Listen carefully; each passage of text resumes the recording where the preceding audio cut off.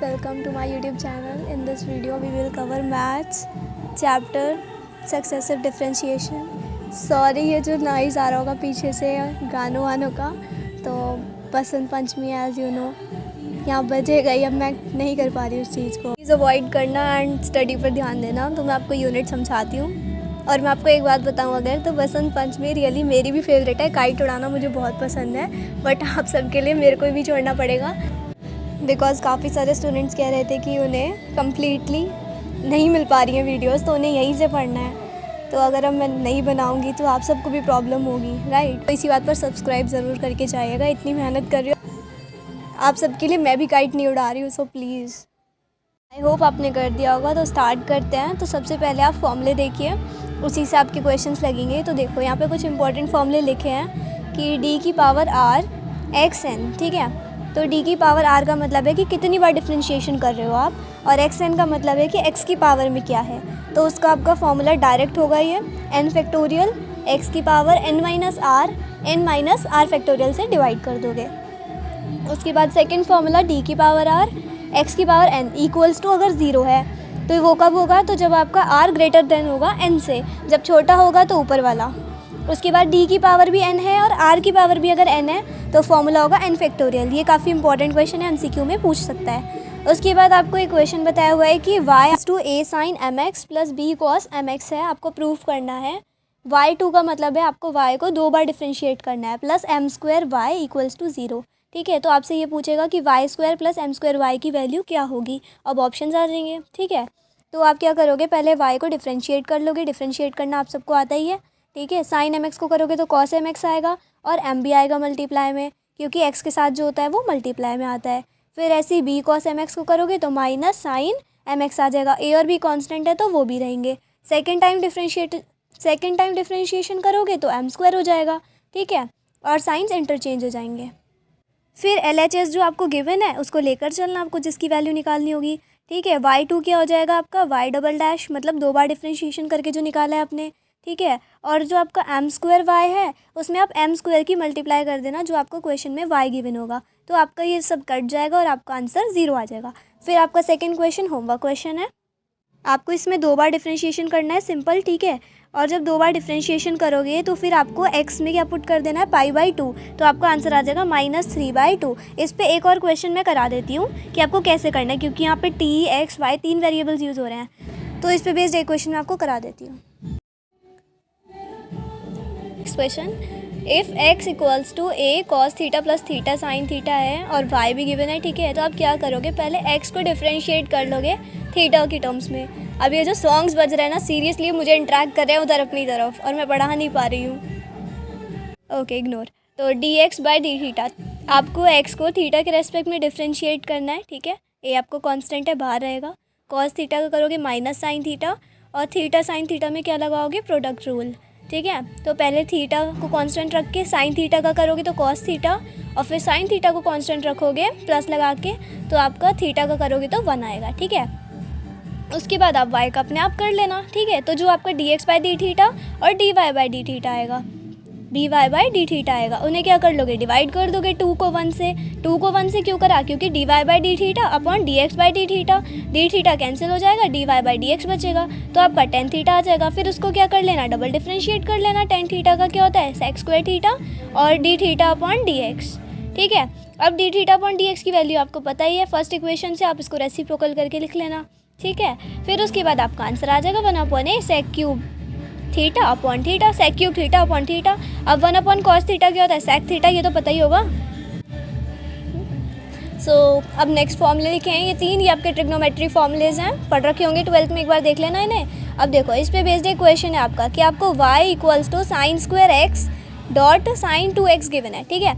अब वही आपको nth डिफ्रेंशिएशन करना है, तो nth डिफ्रेंशिएशन के लिए क्या करोगे आप, सबसे पहले तो साइन स्क्वायर एक्स को कन्वर्ट करोगे 1 माइनस कॉस 2x अपॉन 2 और डॉट साइन 2x, ठीक है। साइन 2x तो आपका चल रहा है, साइन स्क्वायर एक्स का फॉर्मूला लगाओगे।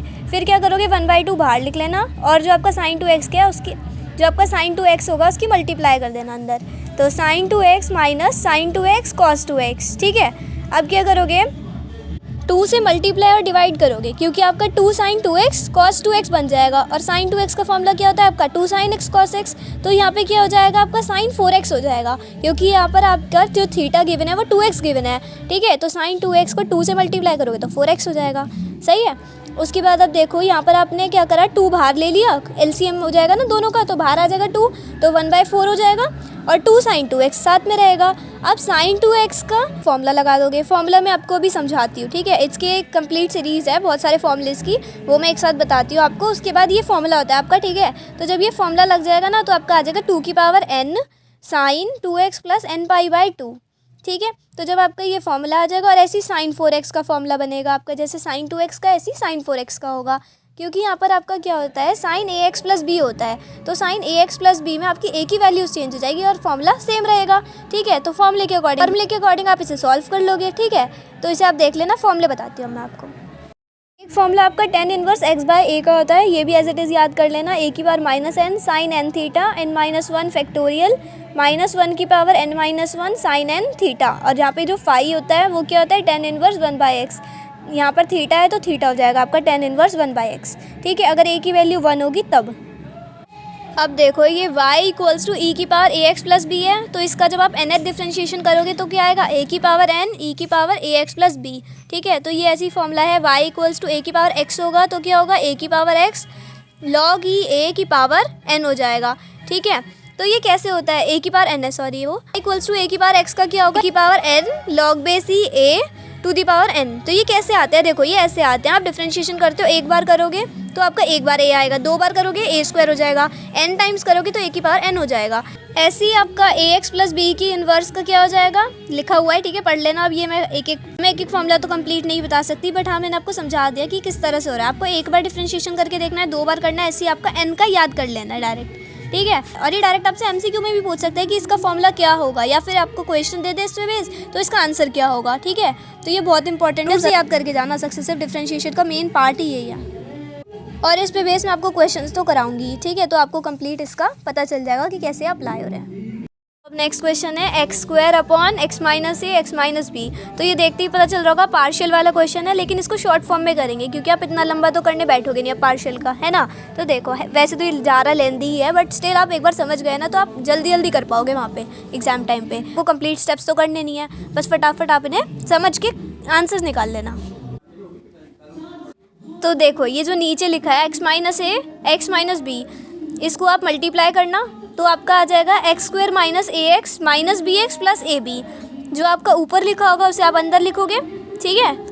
डिवीजन में x² तो आपका क्या आ जाएगा, 1 से मल्टीप्लाई करोगे तो x² माइनस ax सबके साइन चेंज हो जाएंगे। तो क्या आ जाएगा फिर, साइन चेंज करने पे ax plus bx minus ab। तो इसे आप फिर क्या लिखोगे, 1 जो आपका आंसर आया है उसे लिखोगे 1, फिर प्लस लगा के लिखोगे जो आपका रिमाइंडर आया है, और आप डिवाइजर लिखोगे, ठीक है, जिससे आप कर रहे थे। फिर उसके बाद 1 प्लस ये आप x कॉमन ले लोगे, a plus b x minus a b upon जो नीचे लिखा है। अब देखो इसे क्या करोगे, आप a और b में डिवाइड कर लोगे, जो आपके पार्शियल का फॉर्म होता था। तो a upon x minus a plus b upon x minus b. अब सिंपल निकालने का तरीका क्या है, a और b की वैल्यूज़ जब आप a की निकाल रहे हो तो a के नीचे वाला देखो, a के नीचे क्या करो, x minus a equals to 0 रखो, तो x की वैल्यू क्या आएगी, a आएगी। अब x की जगह क्या पुट करना है आपको, a पुट करना है। तो x की जगह जब a पुट करोगे तो कैसे करोगे, देखो आपको टर्म लेनी है ऊपर वाली, a प्लस बी एक्स जो गिवन है, जहाँ मैंने आपका ब्रैकेट बनाया हुआ है स्क्वायर ब्रैकेट, वो टर्म लेनी है आपको। तो a plus b x minus a b upon x minus b लोगे। x माइनस ए क्यों नहीं लिया, क्योंकि अगर आप x माइनस ए भी ले लोगे तो आपने यहीं से तो वैल्यू निकाली है, तो वो फिर 0 बना देगा, ठीक है, तो वो नहीं लेना। और जब आप b की निकालोगे तो आपको क्या करना है, x माइनस बी नहीं लेना, ठीक है। फिर आप क्या करना, x की जगह जब a पुट करोगे तो आपका आ जाएगा a equals to a square upon a minus b, a square upon a minus b. और ऐसे b की निकालोगे तो इसका a की जगह b बन जाएगा हर जगह, ठीक है। अब देखो पुट इन 2, अब ये मैंने आपको निकालने का तरीका तो बता दिया। एग्जाम में क्या करना, आप इसको हल्का सा डिवीजन करके समझ लेना कि वैल्यू क्या आ रही है, 1 प्लस करके, ठीक। फिर क्या करना, a और b की वैल्यूज़ निकालना, a और b की वैल्यूज़ में a की निकालना, b की निकालने के लिए क्या कर देना, a की जगह b कर देना और b की जगह a कर देना। फिर क्या करोगे, इसको इक्वेशन नंबर 2 जो आपकी गिवन है उसमें पुट कर दोगे। तो जब आप पुट करोगे फिर आपको क्या लोगे, कांस्टेंट तो बाहर ले लोगे a और b की वैल्यूज़ को, और बाकी को आप अंदर लिख लोगे। तो आपका x माइनस ए की पावर -1 हो जाएगा और x माइनस बी की पावर -1, ठीक है, क्योंकि 1/x माइनस ए था। अब क्या करना है आपको, इसको n टाइम्स डिफ्रेंशिएट करना है। y आपको फॉर्मूले वाले पैटर्न में मिल गया है ना, जिस तरह से आप फॉर्मूला लगा सकते हो उस पैटर्न में मिल गया। अब आपको क्या करना है, डिफ्रेंशिएट करना है n टाइम्स।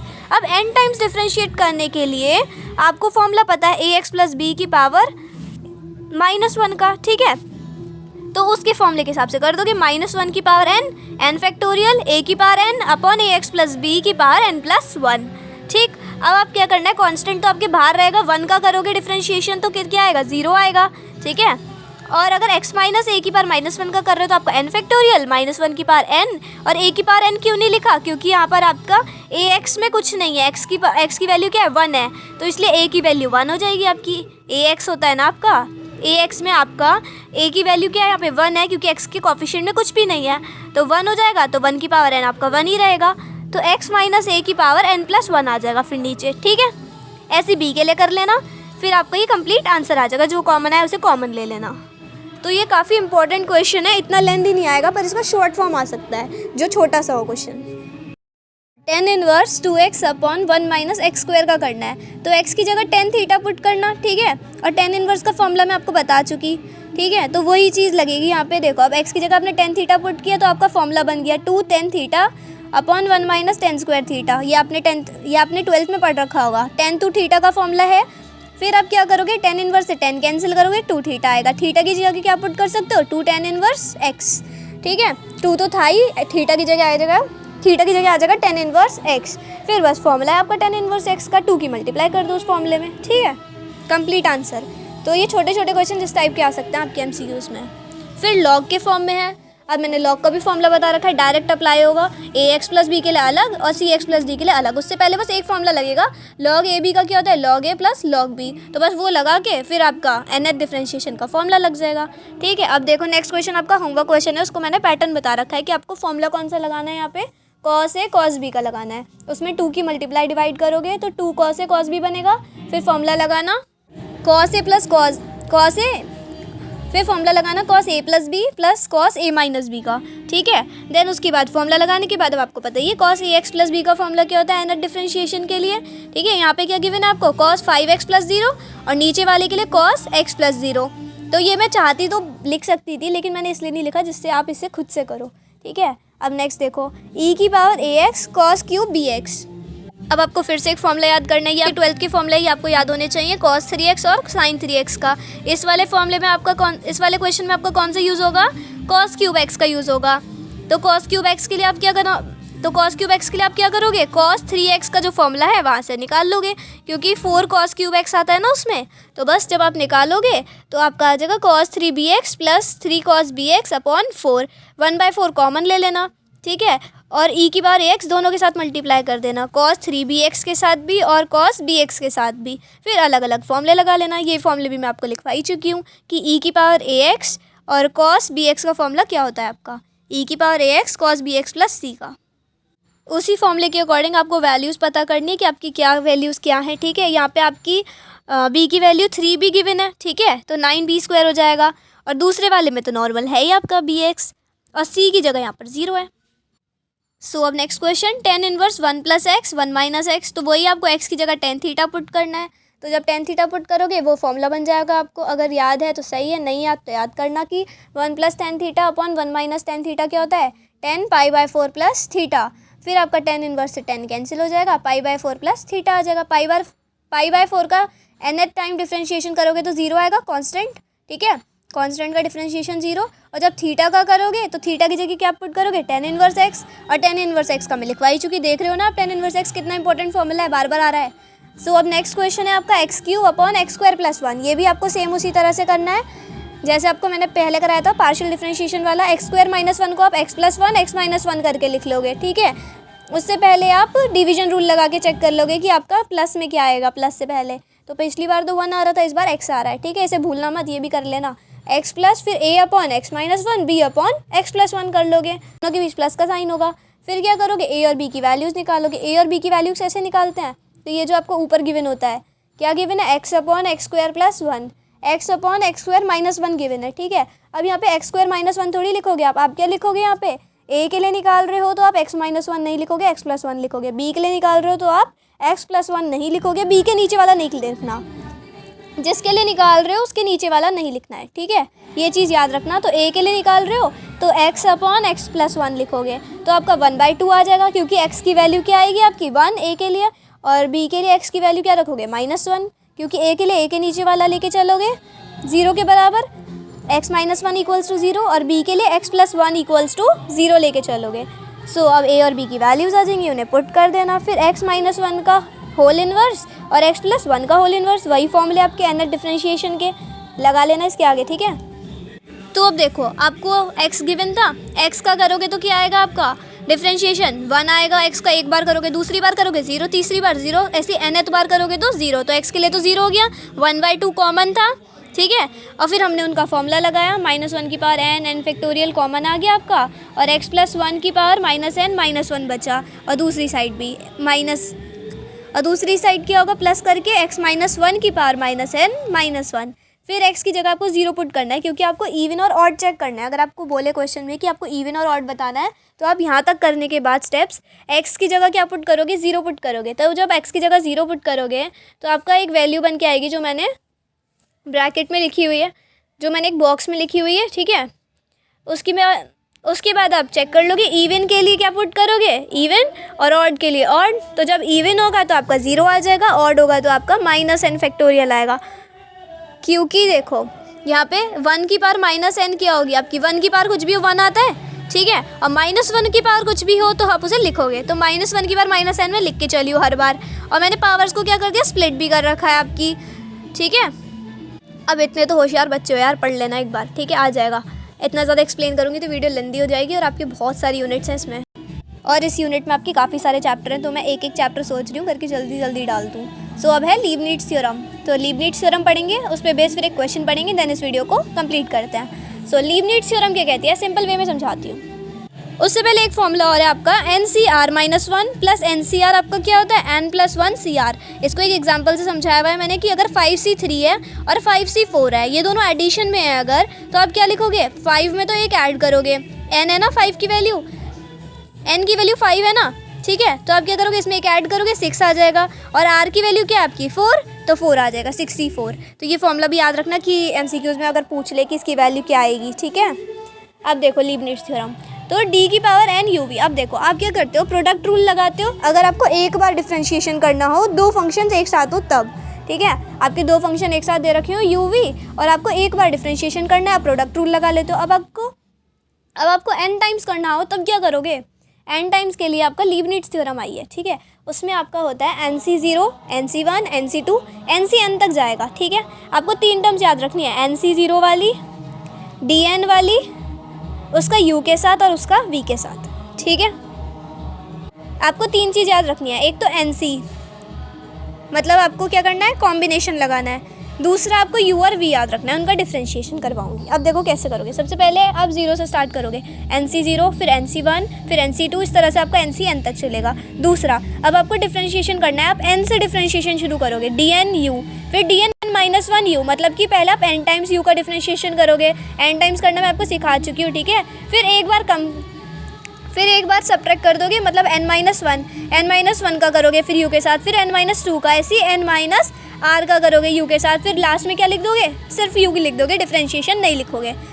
ऐसे आप स्टार्टिंग कैसे करके चलोगे v लेके चलोगे, और फिर बाद में dv कर दोगे, फिर d²v, मतलब पहले सिंपल v लिखोगे, फिर एक बार डिफरेंशिएशन, 2 बार डिफरेंशिएशन, r बार डिफरेंशिएशन और n बार डिफरेंशिएशन। तो समझ आया आपको क्या करना है, सबसे पहले NC0 1 2 3 4 लेके चलना है, फिर आपको dnu, dn-1u, dn-2u, ठीक है, एक एक घटाते जाना है, उसके बाद क्या करना है v में आपको डिफरेंशिएशन जोड़ते जाना है।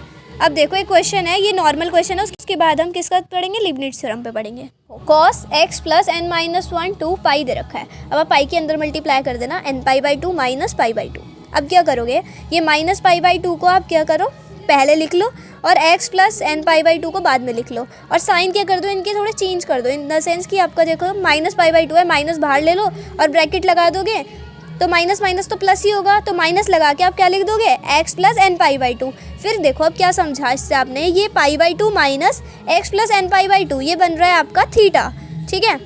तो अब आप ये समझो कि अगर आपका कॉस माइनस थीटा होता है तो आपको कॉस थीटा मिलता है, ठीक है। और कॉस π/2 माइनस थीटा क्या होता है, आपका साइन थीटा होता है, ठीक है। तो उसी चीज़ से सिंपल वे में समझो कि जो आपका x + nπ/2 है ना, इसे तो आप थीटा मान लो, ठीक है। तो उससे पहले तो आप क्या करो, पहले तो माइनस साइन को हटाओ, तो उसके बाद लिखो π/2 माइनस x + nπ/2, फिर बस इसको लिख दो कि आपका ये थीटा है, तो बस साइन थीटा, थीटा की वैल्यू आपकी x + nπ/2। सो अब लास्ट क्वेश्चन पढ़ते हैं। सो देखो लास्ट क्वेश्चन में आपको लीबनिट्ज़ थ्योरम यूज़ करनी है, क्योंकि यहाँ पर आपको दो फंक्शंस गिवन है x² और sin 3x। तो आप फर्स्ट फंक्शन किसे मानोगे, sin 3x को, और सेकंड फंक्शन किसे मानोगे। सो फर्स्ट फंक्शन किसे मानोगे आप, sin 3x को, और सेकंड फंक्शन x² को। अब देखो फंक्शन sin 3x को और सेकंड फंक्शन x³ को क्यों माना।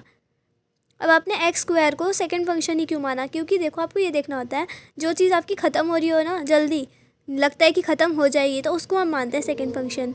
तो देखो यहाँ पे आपका x² है तो ये ख़त्म हो जाएगा, ठीक है। 2x होगा, फिर 2 होगा, फिर 0 हो जाएगा, 0 हो जाएगा ना एक बार जाके। तो इसलिए हमको इस तरह से देखना है, v की वैल्यूज़ देखो आप फॉर्मूले में पहले v लिखना होता है, फिर एक बार डिफ्रेंशिएशन, फिर 2 बार डिफ्रेंशिएशन, फिर 3 बार, है ना, चलता रहेगा। तो आपका 3 बार चौथी बार जाके आपका क्या बन जाएगा, 0 बन जाएगा। अब देखो नेक्स्ट, तो पहले आप sin 3x को 4 बार डिफ्रेंशिएट करना है आपको, तो आपकी n की वैल्यू 4 हो जाएगी, ठीक है।